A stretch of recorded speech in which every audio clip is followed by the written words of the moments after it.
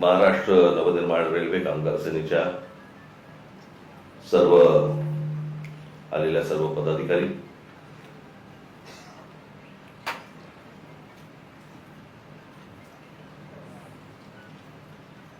खरं तर तुमचं आमचं नातं हे वेगळ्या प्रकारचं नातं आहे.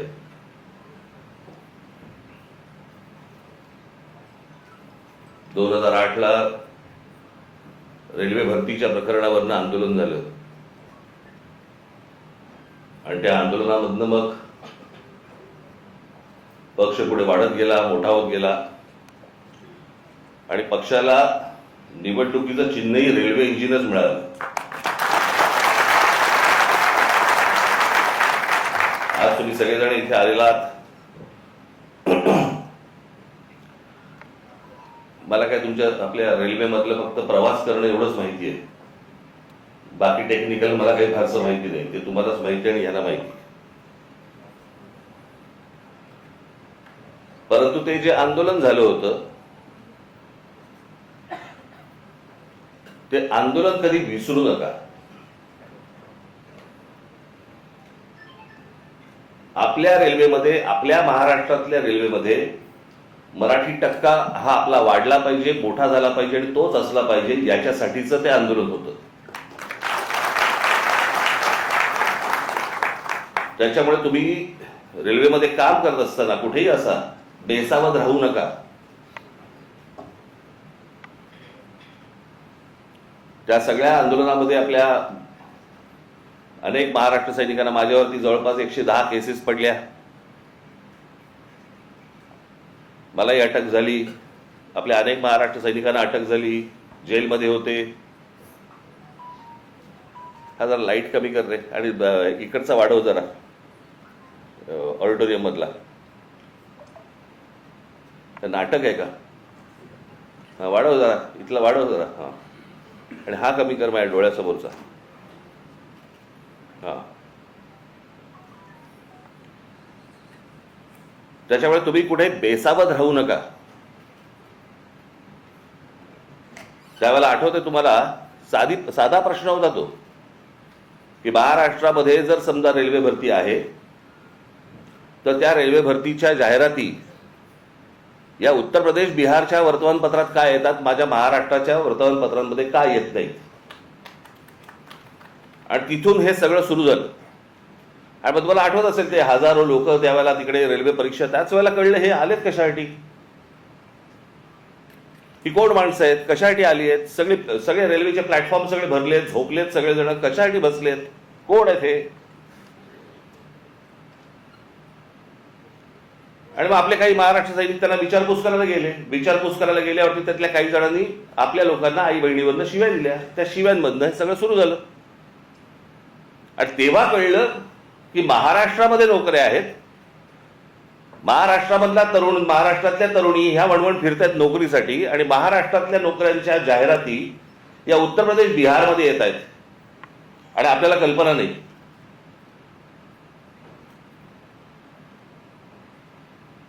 कारण त्यावेळेला सगळे रेल्वे मंत्री वगैरे सगळे जण ते तिकडचेच होते, लालू प्रसाद यादव वगैरे.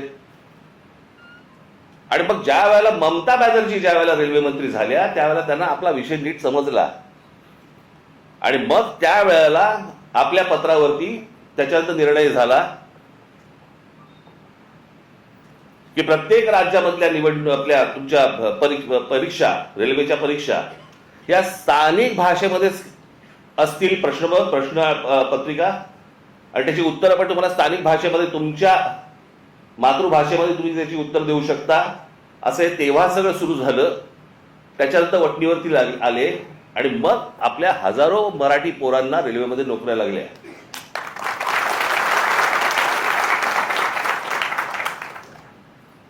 आज त्या सगळ्या गोष्टीला जवळपास 18 वर्ष झाली. पण हे कशासाठी झालं, का झालं, हे तुम्ही विसरता कामा नये. अनेक आपली आंदोलनं झाली. आज महाराष्ट्रामध्ये तुम्हाला मोबाईल फोन उचलल्यावरती पहिल्यांदा जे मराठीमध्ये ऐकू येतं ना, ते महाराष्ट्र नवनिर्माण सेनेच्या आंदोलनानंतर सुरू झालं. तोपर्यंत मोबाईलवरती फक्त हिंदी आणि इंग्रजी होतं.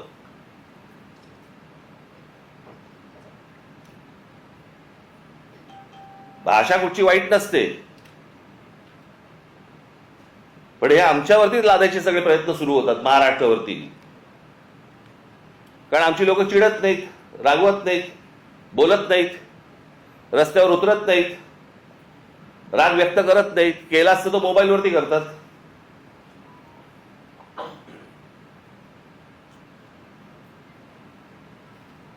त्याच्यामुळे तुम्ही तुमच्या आपल्या रेल्वे स्टेशन्स असतील, रेल्वे भरती असेल, याच्यावरती तुम्ही लक्ष ठेवलं पाहिजे की प्लॅटफॉर्मवरचे स्टॉल्स कोणाला दिले जात आहेत, कोण भरती होत आहेत, कोण माणसं आहेत. बेसावध राहू नका. सतत जे सांगतो ना, पायाखालची जमीन एकदा सरकली गेली ना की परत नाही मिळत.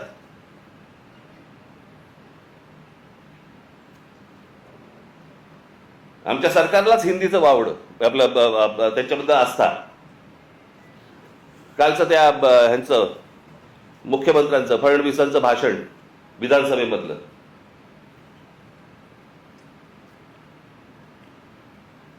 ते काय ते कुठलं मिसिंग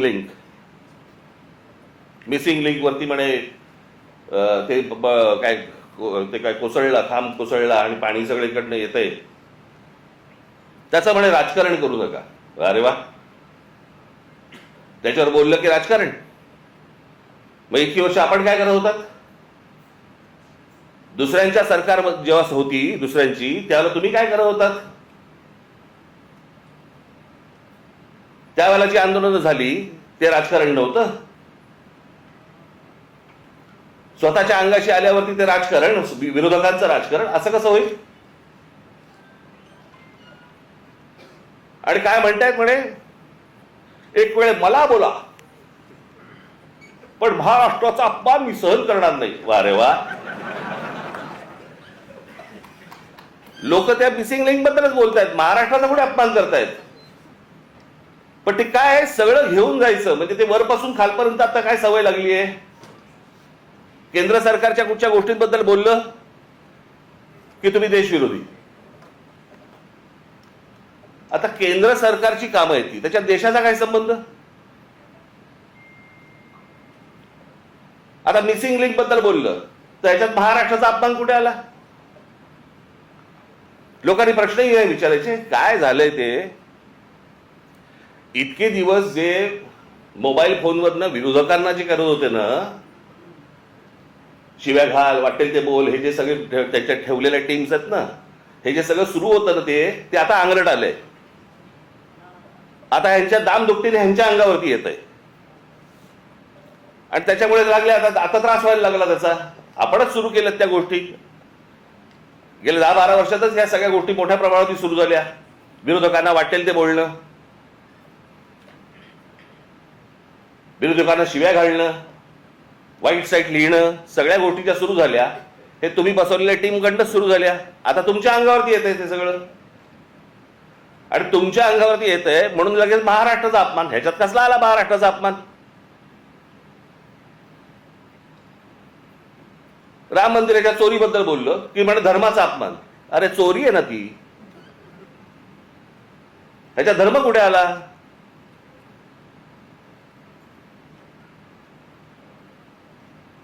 बरं, त्या मंदिराबद्दल आम्हालाही आस्था आहे, प्रत्येक हिंदूला आस्था असेल. तिथे ज्या वेळेला 1400 कोटी रुपये ज्यावेळेला चोरले जातात, काहीही म्हणजे किती पडदा किती असावा यांच्या समोर. म्हणे वक्फ बोर्डामध्ये ज्या वेळेला म्हणे तिकडे चोऱ्या झाल्या त्याच्याबद्दल तुम्ही नाही बोलणार. आम्हाला काय देणं घेणं?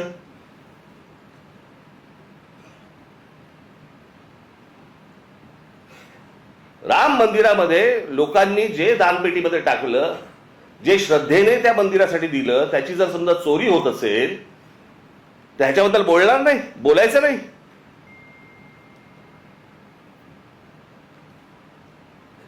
काल ते कोणतरी भोजबळे का कोणतरी आहेत ते म्हणे धर्मविरोधी जे लोक आहेत ते म्हणे पसरवतात. आम्ही धर्मविरोधी? हा देश काय धर्मविरोधी आहे? तुमच्याकडे राम मंदिरामध्ये लोकांनी श्रद्धेने दिलेल्या गोष्टींची चोरी होते आणि हे सांगणारं कोण होतं? हे बोलणारं कोण होतं? भारतीय जनता पक्षाचा खासदारच पहिलं बोलला की राम मंदिरात चोरी झाली म्हणून. आम्ही बोललो हा देश बोलला. इतर राजकीय पक्षाचे कोणी लोक होते ट्रस्टी म्हणून, तिथे ट्रस्टी कोण आहेत? 15 ट्रस्टी आहेत तिकडे. 15 ट्रस्टी पैकी त्यातले जवळपास 12 हे केंद्र सरकार नेमतं. आणि त्या 12 पैकी केंद्र सरकारने जी नेमलेली माणसं आहेत ती RSSशी संबंधित आहेत, विश्व हिंदू परिषदेशी संबंधित आहेत, भाजपशी संबंधित आहेत, बाकी कोणीच नाहीये. केंद्र सरकार आणि राज्य सरकार नेमलेले IAS अधिकारी आहेत. तिथे जर 1400 कोटी, आत्ता 1400 कोटीचा आकडा आलाय, मुळात कितीची चोरी झाली माहिती नाही आपल्याला.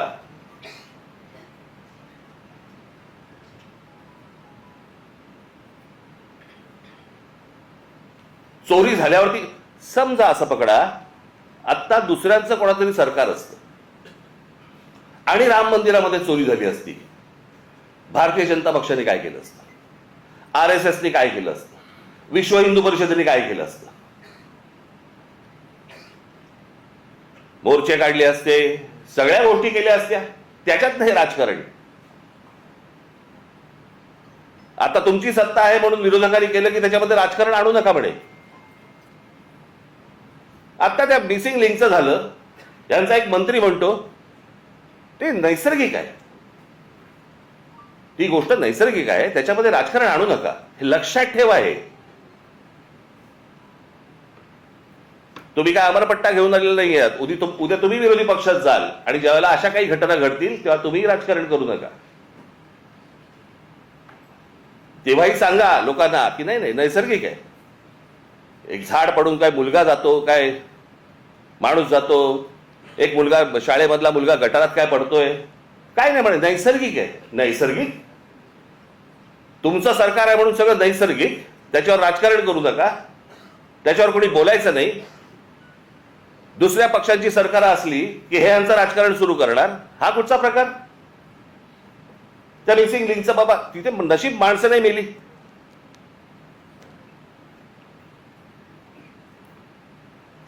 गंमत बघा, त्या मागे 2005 मुंबईमध्ये आला होता ना फ्लड, ते सगळं पाणी वगैरे तुंबलं होतं. 1000 मिलीमीटर पाऊस पडला होता, 1000 मिलीमीटर. काही 2-3 तासाच्या अंतरात त्याला मुंबईची ही हालत झाली होती. 1000 मिलीमीटर. आणि आता 300-350 मिलीमीटर पाऊस पडलाय. मुंबई तशीच तुंबलेलीच आहे.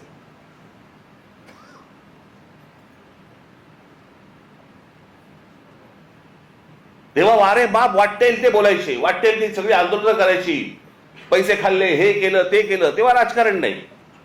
आता मुंबई तुंबली नाही, नैसर्गिक आहे.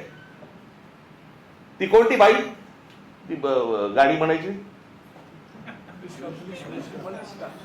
काय ते गाणं होतं ते?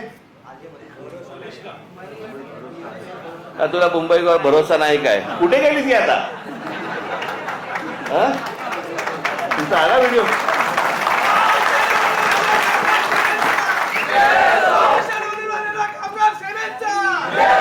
नवीन व्हिडिओ आहे का? जुनाच टाकलाय? नवीन केला असेल तर चांगलं आहे, कोणाला वाहिलेली नाही ती.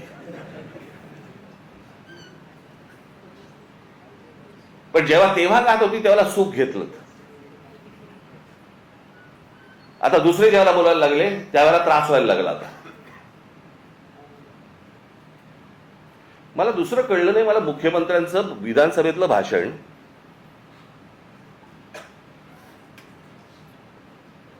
की या मिसिंग लिंक प्रकरण हे उत्तम दर्जाचं ते काय कन्स्ट्रक्शन आहे वगैरे वगैरे सगळं झालं, आणि ह्याचं जर समजा कोणी राजकारण करत असेल आम्ही बघून घेऊ त्याला. मुख्यमंत्री आहेस ना तू, बघून घेऊ.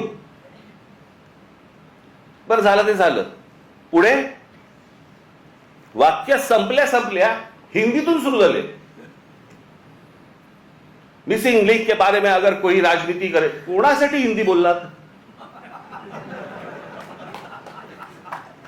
समोरचे आमदार मराठी, महाराष्ट्राची विधानसभा, महाराष्ट्राच्या विधानसभेमध्ये आमचा मुख्यमंत्री, महाराष्ट्राचा मुख्यमंत्री हिंदीत बोलतो. कशासाठी? कोणाला सांगायचं होतं? कदाचित आपल्याच पक्षातल्या वरच्या लोकांना सांगायचं असेल बघून घेईन.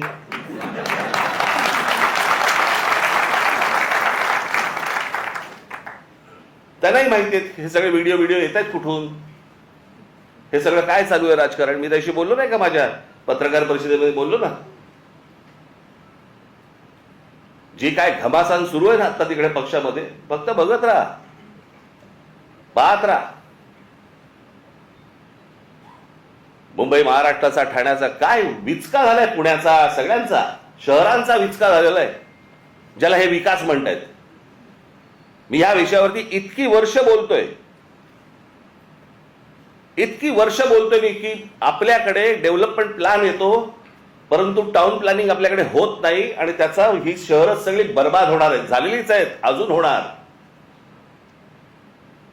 बघावं तिकडे सगळीकडे इमारती सगळ्या उभ्या राहत आहेत. माझी तर विनंती आहे मुख्यमंत्र्यांना, सगळी कन्स्ट्रक्शन एकदा बंद करून टाका. नुसते रस्ते आणि फ्लायओव्हर आणि ब्रिजेस म्हणजे विकास नव्हे. हे जेव्हा लोक परदेशात जातात त्यावेळेला करतात काय मला कळलंच नाही, मला अजूनपर्यंत. या परदेशातली सगळी शहरं बघा. मी 2014 साली याच्यावरती एक डॉक्युमेंटरी केली होती. मी 16 मिनिटाची डॉक्युमेंटरी आहे, आज युट्यूबवरती आहे, जाऊन बघा. की शहराला आकार उकार कसा द्यायचा असतो.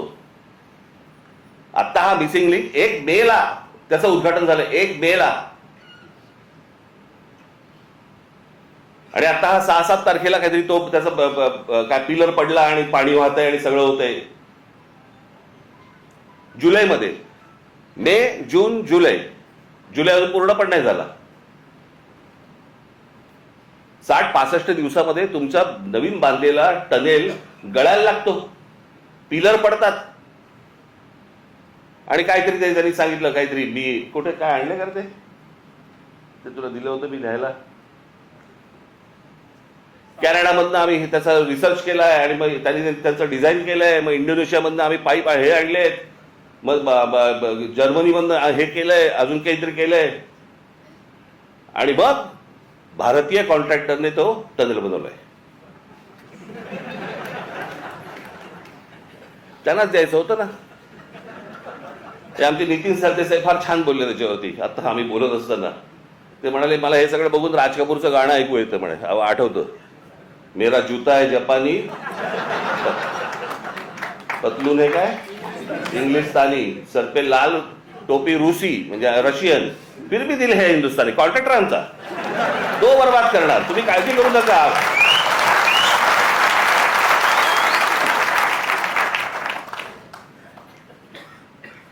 या मध्यंतरी कंत्राटदारांचे व्हिडिओ आले होते. कंत्राटदार सांगतायत आपल्या महाराष्ट्रामधली मराठी मुलं मुली जे नव्याने कंत्राटदार झालेत त्यांना किती म्हणे, तर जे कंत्राट मिळतं त्यातलं जवळपास 56% पैसे द्यावे लागतात म्हणे, वाटावे लागतात, चारावे लागतात. 56%. म्हणजे ज्याच्यासाठी काम काढलंय ते काम त्यांनी 44% मध्ये करायचं. तुम्हाला असेच रस्ते मिळणार, असेच खड्डे मिळणार.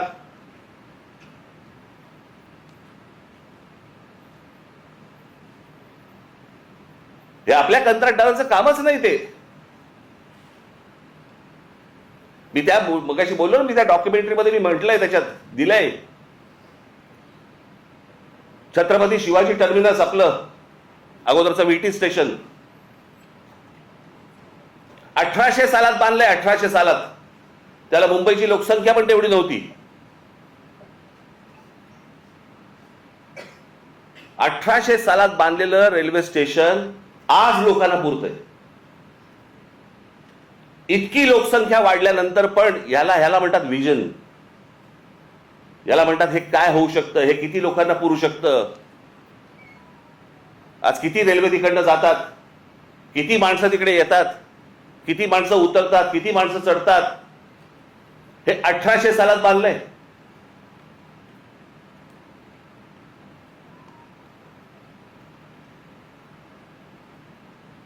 अमेरिकेमधली एम्पायर स्टेट बिल्डिंग, किती उदाहरणं द्यायची हो जगामधली तुम्हाला.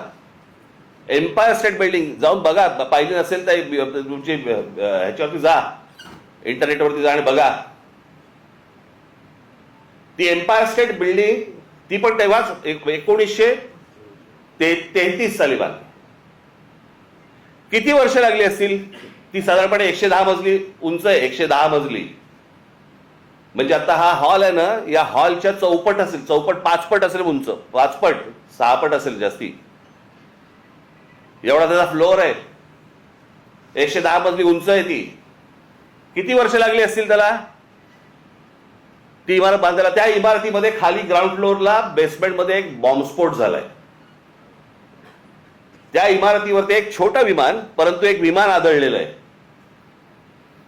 आजही ती ताठमानाने उभी आहे इमारत, एम्पायर स्टेट बिल्डिंग. किती वर्षात बांधली? 14 महिन्यात. 14 महिन्यात बांधलेली इमारत आहे ती. 14 महिन्यात 1800 साली बांधलेल्या इमारतीला आजही काही होत नाही.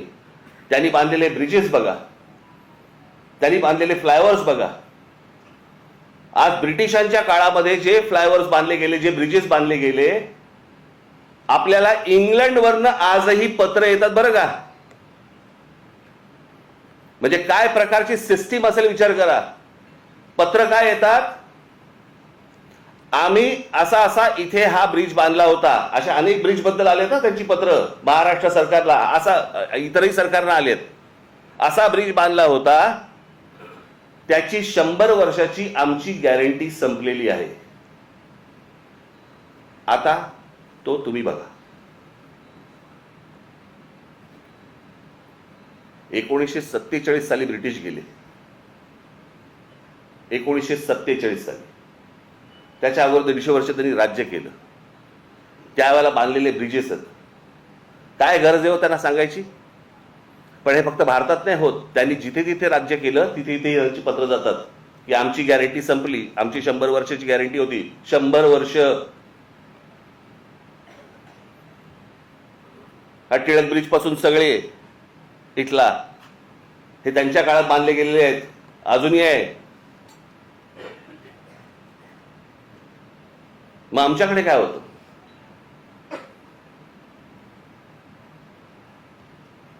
आमच्या रस्त्याला काय खड्डे पडतात? बरं, ज्यांनी रस्ते बांधायचे ते आमचे नितीन गडकरी, ट्रान्सपोर्ट मिनिस्टर. म्हणजे पेट्रोलमध्ये इथेनॉल घातलं पाहिजे, मग ती गाडी कशी चालेल? आणि अरे पेट्रोलियम मंत्री बोलेल ना त्याच्यावरती. पेट्रोलियम मंत्री ब्र काढत नाही त्याच्याबद्दल, इथेनॉल बद्दल आणि पेट्रोल बद्दल. ट्रान्सपोर्ट मिनिस्टर ते ह्याच्यावरती प्रवचन देत आहेत. काय बोलायचं? म्हणजे कोणाचं काम कोण करतंय, काय चाललंय देशामध्ये, काही थांगपत्ताच नाही. आणि सगळे निगरगट्ट झालेले आहेत. परवा दिवशी मी एका पत्रकाराला बोललो, म्हटलं चायला म्हटलं असं झालेलं आहे, म्हटलं सरकारला परसाकडे साफ होते, आपणच कुंथत बसलोय. आपल्यालाच त्या सगळ्या गोष्टींचं वाईट वाटतं. हे काय चाललंय? झाडाच्या झाडं काढली जात आहेत, जंगलाच्या जंगलं उद्ध्वस्त होत आहेत. लोकांना राग येत नाही, लोक राग व्यक्त करत नाहीत. व्यक्त करायचं साधन मिळालंय मोबाईल फोन, त्याच्यावरती काहीतरी टाकलं, माझा राग व्यक्त झाला. तो राग मतदानामध्ये पण दिसत नाही. नेमकं हवंय काय आपल्याला? आपण नेमकं पुढच्या पिढ्यांसाठी आपण काय घडवून ठेवणार आहोत, काय करून ठेवणार आहोत? मला कोणाची सत्ता आहे कोणाची सत्ता नाही, मला ह्याच्याशी कर्तव्य नाहीये. आज भारतीय जनता पक्ष सरकार आहे, चांगलं काम करावं. वाईट केलं बोलणार आम्ही, परंतु सगळेजण मस्तीत आहेत. त्यांच्या दिवशीचा एक आमदार, त्याला विचारलं काय चाललंय, म्हणे काल म्हणे झाड पडलं ना ते, त्याच्यात एक माणूस गेला, ते त्याच्यावरती चर्चा झाली. आज तो ते गटारातला तो मुलगा पडला, त्याच्यावरती चर्चा झाली आणि हसतायत. भावना शून्य. आणि भावना शून्य एवढ्यासाठीच कारण तुम्हाला किंमत नाही. आमच्याकडे काय चालू आहे? आमच्याकडे शहरं कशी वाढतायत, शहरं कशी मोठी होत आहेत, आमच्या पुढच्या पिढ्यांसाठी आम्ही काय करून ठेवतोय, कसली चिंता नाही, कसलं काही नाही, विचार नाही. खासदार फोडता येतोय का, आमदार फोडता येतोय का, नगरसेवक फोडता येतोय का, आमची सत्ता टिकतेय का, याच्यावरती फक्त आमच्याकडे महाराष्ट्रात चर्चा सुरू आहे.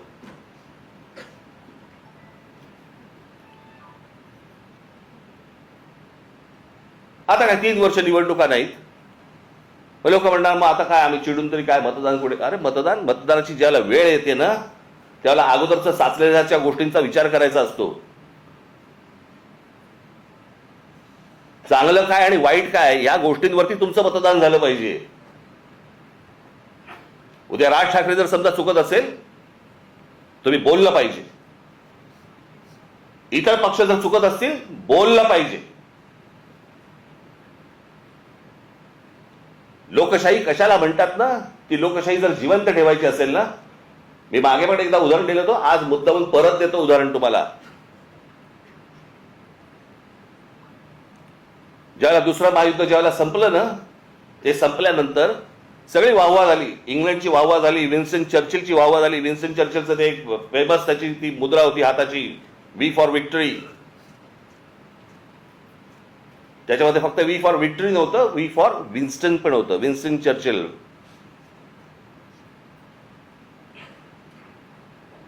पण वी फॉर विक्टरी हा खास संदेश होता त्याच्यात.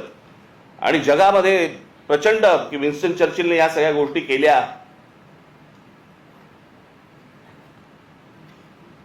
8 महिन्यांनी निवडणुका झाल्या आणि 8 महिन्यांनी निवडणुका झाल्यानंतर विन्स्टन चर्चिल आणि त्यांचा पक्ष हरला. इंग्लंडमध्ये विन्स्टन चर्चिल आणि त्यांचा पक्ष हरला. ज्याच्या नावावरती दुसरं महायुद्ध जिंकून दिल्याची गोष्ट होती तो 8 महिन्यानंतर निवडणुकीमध्ये हरला. पत्रकारांनी ज्यावेळेला लोकांना प्रश्न विचारले की या माणसाने असं एवढं युद्ध जिंकून दिलं, एवढी तुम्ही वाहवा केली, एवढं त्याला डोक्यावरती घेतलं आणि निवडणुकीला तो हरला कसा काय, सरसकट लोकांनी दिलेलं उत्तर होतं युद्ध काळामध्ये तो योग्य होता, शांततेच्या काळात नाही. हे समजायला अक्कल लागते, याला समजायला, याला लोकशाही म्हणतात. चांगल्या गोष्टींसाठी काय असू शकतं, वाईट गोष्टींसाठी काय असू शकतं, चांगल्या गोष्टीत कोण काम करू शकतं, हे समजणारा समाज लागतो. मी नेहमी सांगतो ना की नुसतं शिक्षण घेऊन उपयोगाचा नसतो, शिक्षित असून उपयोगाचा नाही, माणूस सुज्ञ असावा लागतो. आमच्या बहिणाबाई चौधरी शिकलेल्या नव्हत्या, पण त्या ज्या बोलून गेल्या, आधी हाताला चटके तेव्हा मिळते भाकर, ह्या बोलून गेल्या ना, त्याला सुज्ञ लागतो माणूस, सुज्ञ.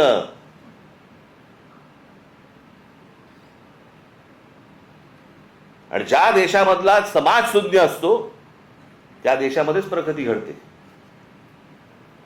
काय योग्य काय अयोग्य हे कळणं, नाही तर आम्ही आपल्या सकाळी उठायचं, कामावर जायचं, तेही जातात कामावर. जगामधला प्रत्येक माणूस कामावर जातो पण विचार करतो. आपण जर या गोष्टींचा विचार नाही केला कसं होणार मला जरा सांगा.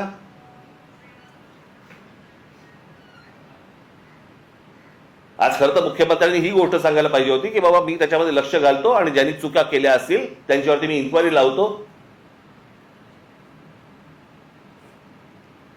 ते राहिलं बाजूला. याच्यामध्ये जो राजकारण करेल त्याला मी बघून घेईन. बघून काय घेईन. सुसंस्कृत महाराष्ट्राचा मुख्यमंत्री आहे, विधानसभेमध्ये बघून घेईनची कुठची भाषा आली.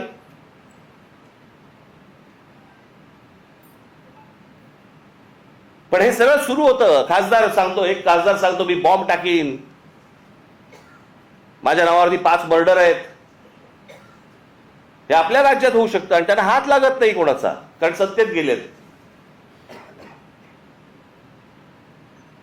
हे बोलायची हिंमत कशी होते, कारण अंकुशच नाही कोणाचा, कोणाचाही अंकुश नाही. कुठे कुठचं काम चाललंय, तिकडे आता कुंभमेळ्याची कामं सुरू आहेत, तिथे पण सगळं गोंधळ आहे.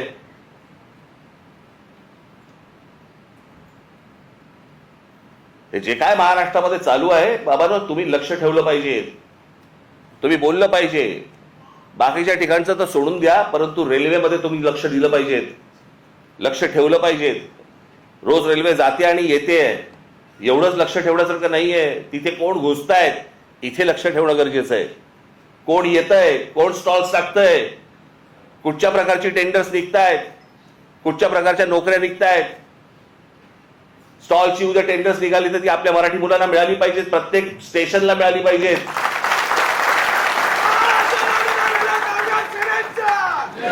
याच्यावर तुमचं बारीक लक्ष पाहिजे. ते जर बारीक लक्ष नसेल तर कसले काय चाटायचे वर्धापन दिन, काय करायचे वर्धापन दिन.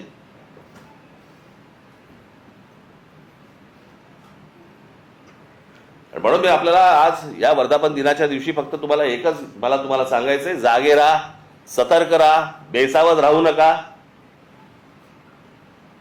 आपला मराठी ठसा महाराष्ट्राच्या रेल्वेमधनं पुसला जाणार नाही याच्यासाठी काम करा. धन्यवाद. जय हिंद, जय महाराष्ट्र.